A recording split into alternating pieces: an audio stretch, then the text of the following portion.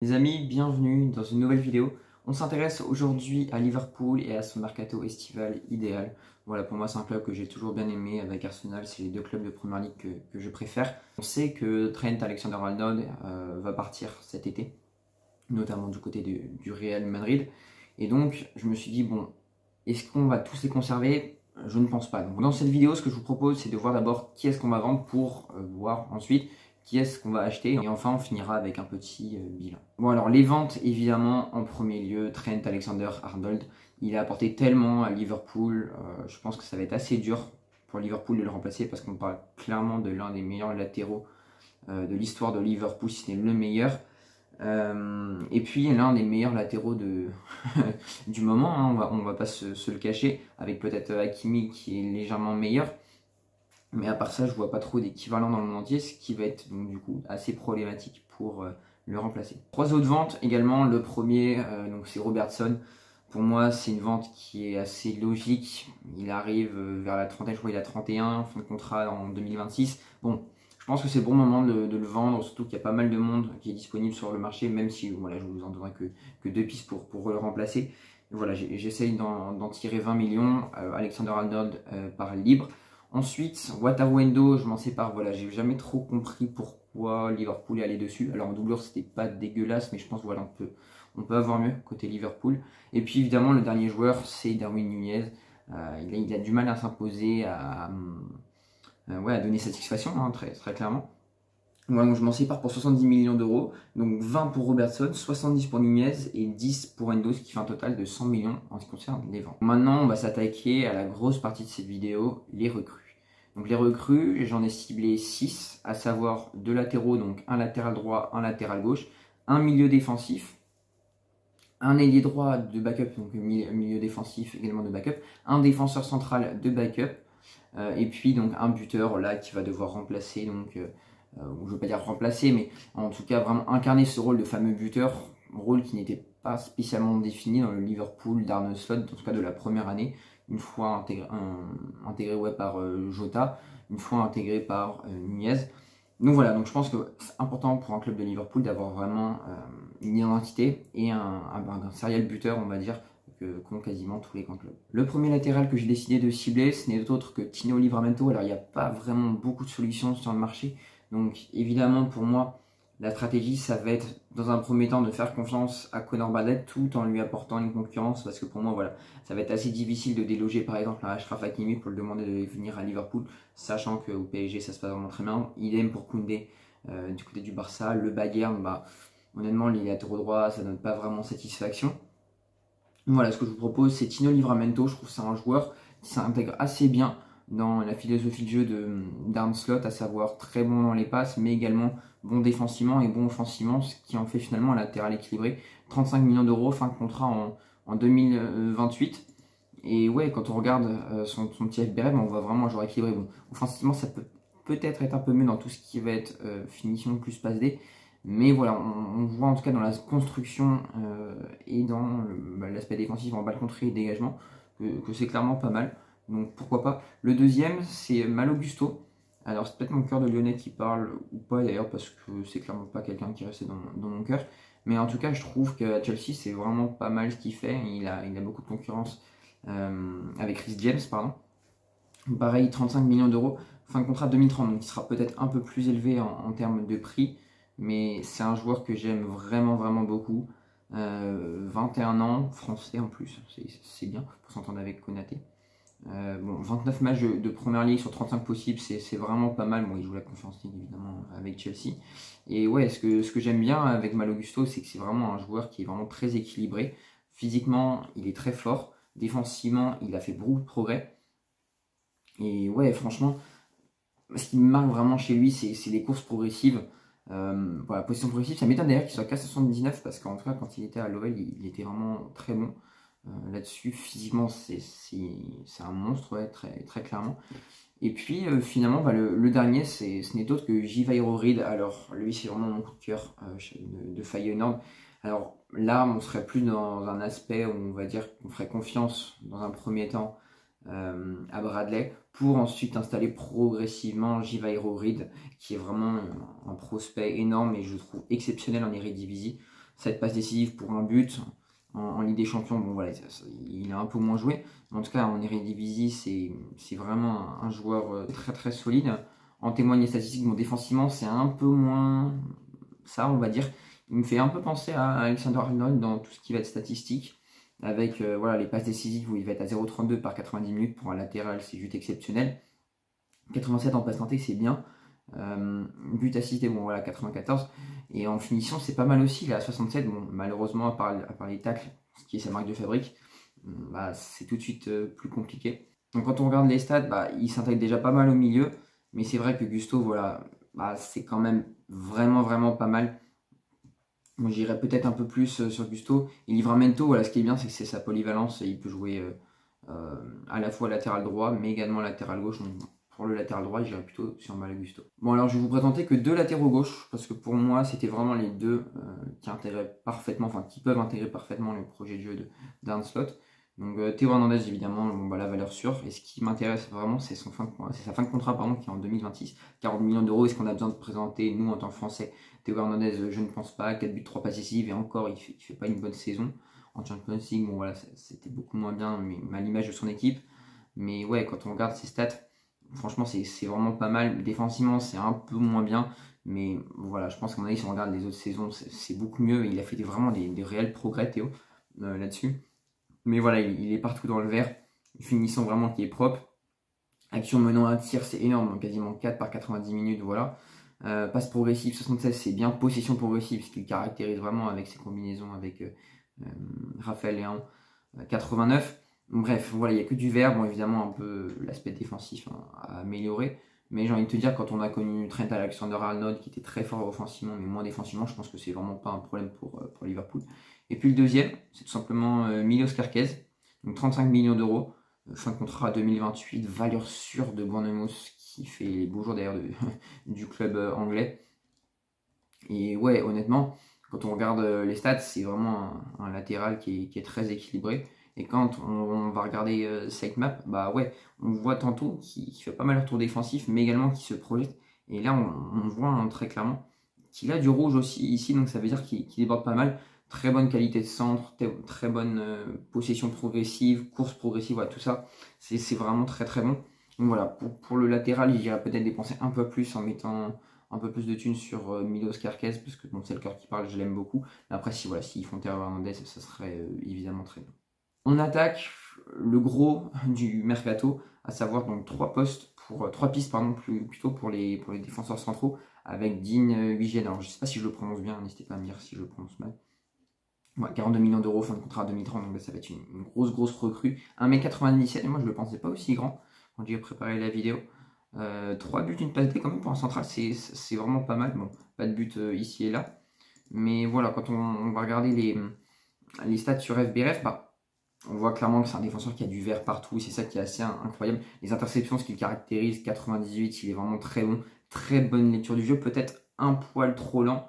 Et encore, mais voilà, je trouve que dans la relance, c'est bien. Je préférais qu'il tente un peu plus de passes qui cassent des lignes, mais pas forcément des passes longues, mais des passes ouais, qui cassent des lignes, mais au sol, donc, quoi, tout simplement. Et puis ouais, vraiment, offensivement, c'est que dans le vert. Donc là, c'est vraiment top. Et il me fait un peu penser à Van Dijk dans le fait qu'il puisse jouer défenseur central gauche, le poste qu'il occupe pardon, actuellement à Bournemouth. Et très gros volume de jeu qui n'hésite pas à vraiment jouer très haut avec une très bonne qualité d'interception et d'anticipation. Donc ouais, j'aime beaucoup. Le deuxième, on va aller sur Marc Guéhi, évidemment. Bon, bah, quand on est anglais, évidemment, on est obligé de connaître Marc Guéhi, en tout cas pour les supporters de Liverpool. Fin de contrat 2026, c'est vraiment ça qui m'a forcé à le prendre, même si, attention, ça reste un très bon défenseur, qui, pareil, là, est assez équilibré, même si défensivement, c'est un peu moins ça, mais voilà, ça reste quand même très équilibré, avec une technique exceptionnelle, il est assez rapide, bon, par contre, il n'est pas très grand, je crois qu'il fait 1m82, dans mon souvenir, ouais, voilà, c'est ça, assez lourd, 82 kg tout de même, mais voilà, ça reste quand même dans le vert, et il est vraiment polyvalent, donc ça, j'aime bien. Et puis, bon, bah, la troisième recrue, ça serait Nico Schlotterbeck. Donc bon. Là, j'aurais un peu plus de mal. Alors certes, vous allez me dire, il est dans le vert partout, mais c'est un défenseur, au feeling, je trouve qu'il n'est pas assez rapide. Donc voilà, là j'aimais peut-être un peu plus de doute. Techniquement, il n'y a rien à dire. Par contre, j'ai l'impression qu'il a qu'un pied gauche, donc je suis pas fan. Niveau expérience, c'est pas mal, bon, 25 ans. Je pensais qu'il était plus vieux que ça, pour rien vous cacher. Voilà, gros salaire par contre, hein, attention, il expire en juin 2027, donc son contrat. Donc voilà, idéalement, évidemment, j'irais plutôt sur Dean, Vision, sinon un Mark Guy me convient évidemment très bien. Bon, bah les milieux défensifs maintenant avec Tyler Adams, qui est la première recrue, qui serait la recrue idéale justement. Petite taille, hein, 1m75, mais assez robuste.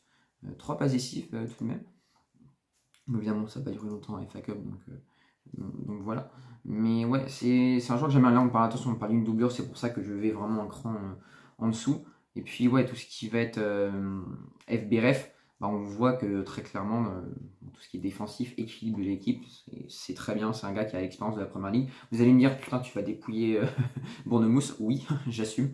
Mais voilà, il y a tellement de bons joueurs à Bournemouth que voilà, je suis obligé d'aller les piller. Bon, à la construction, pardon, je vais y arriver.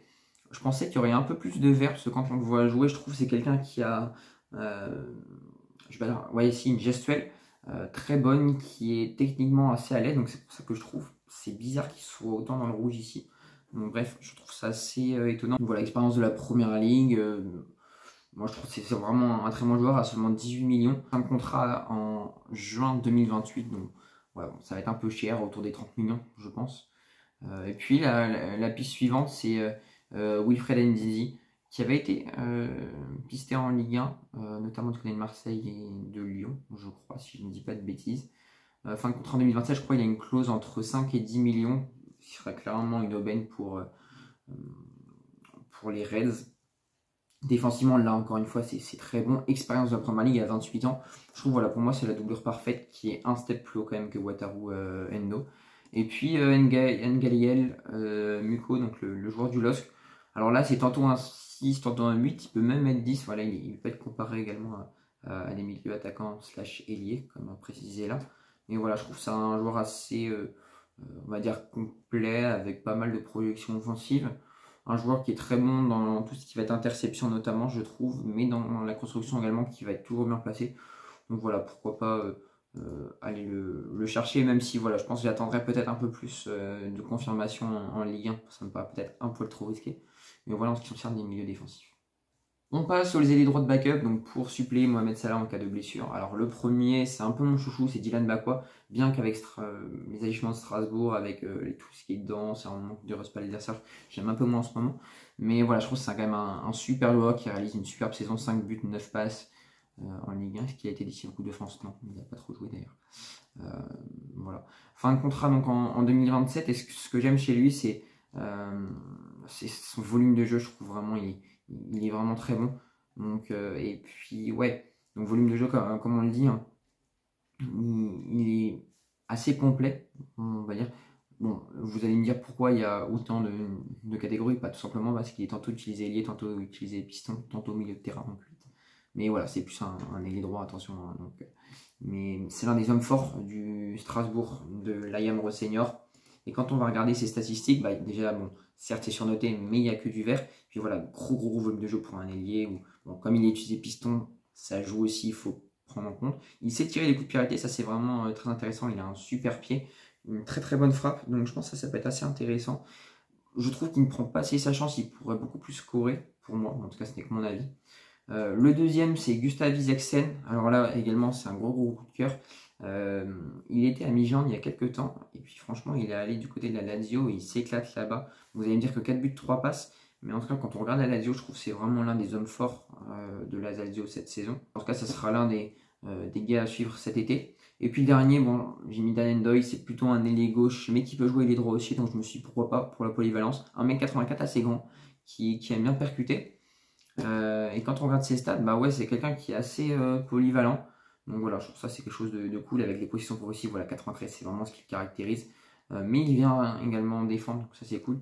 Puis ouais, quand on va regarder sa hitmap, c'est plus un ailier gauche, mais voilà, il sait jouer les droits. Je crois qu'il jouait les droits avec la Suisse. Puis voilà, on a oublié Gustav Isaksen, donc du coup les petites stats. On voit que c'est quelqu'un qui vient défendre également.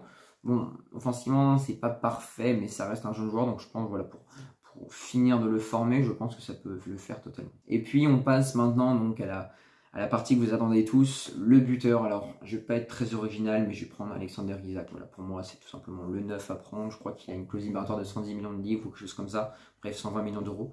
Donc, voilà. Je trouve que c'est quelqu'un qui est assez atypique parce qu'un mec 92 est très très bon techniquement. J'en ai fait une vidéo, donc si vous voulez aller la voir, n'hésitez pas. Bon, est-ce que j'ai besoin d'en dire plus? 32 buts, 23 passes, 23 buts, pardon, 6 passes. Voilà, donc 29 fois décisif en 32 matchs. En Cup, une fois décisif en 2 matchs. 3 sur 6 donc en Carabao Cup. Voilà, je pense que c'est tout simplement le joueur que tous les clubs anglais doivent aller chercher, que ce soit Arsenal, Liverpool, City, je ne vais pas dire parce qu'il y a Haaland. Parce que tous les clubs qui ont besoin d'un avant-centre se doivent d'aller le chercher. Puis quand on regarde les stats, bon, défensivement c'est un peu moins fort, mais pour un 9 c'est tout simplement parce qu'on a le. Et puis voilà, dans tout ce qui va être construction, également finition, c'est vraiment bien. L'iPad, on voit quelqu'un qui décroche. Bon, il n'y a pas non plus de points rouges comme on peut voir avec plutôt le Taureau qui va être le dernier que je vais cibler. Donc, voilà, Vitor Gyökeres. Bon, bah là, clairement, 31 matchs, 38 buts, 7 passes D.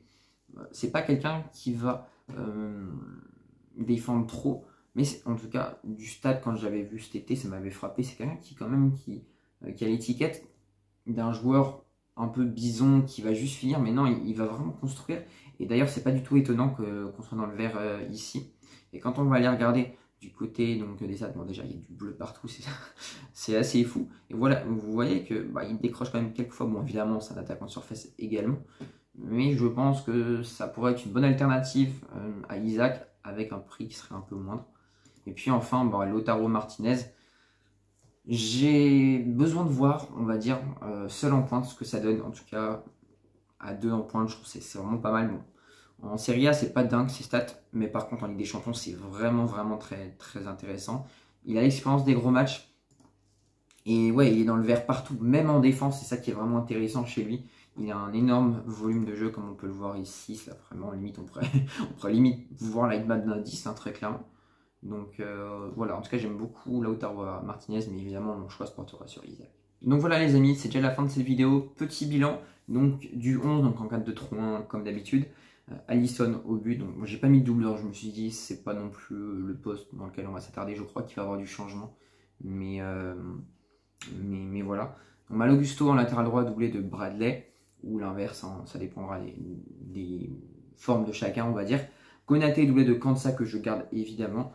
Van Dijk doublé de Huijsen, bon voilà, Huijsen tantôt titulaire à la place de Konaté, peut-être un turnover à 3, même si ça se fait pas trop dans les gros clubs, mais je pense voilà, faut absolument que Liverpool aille le sécuriser cet été, c'est très important. Et je décide de garder Konaté parce que ça a quand même bien marché cette saison et je fais tout pour le prolonger d'ailleurs au passage. Carcass doublé de Tsimikas, donc je sépare de Robertson.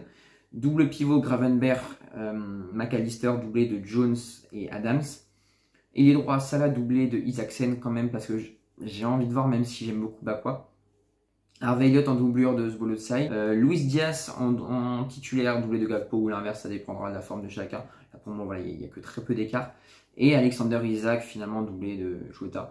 Je pense que voilà, on aurait un 11 qui serait quand même très très très compétitif. N'hésitez pas à mettre le vôtre en commentaire, en tout cas s'il y a des joueurs que vous sauriez aller chercher. Et puis nous on se retrouve très prochainement pour de nouvelles aventures. A bientôt la team.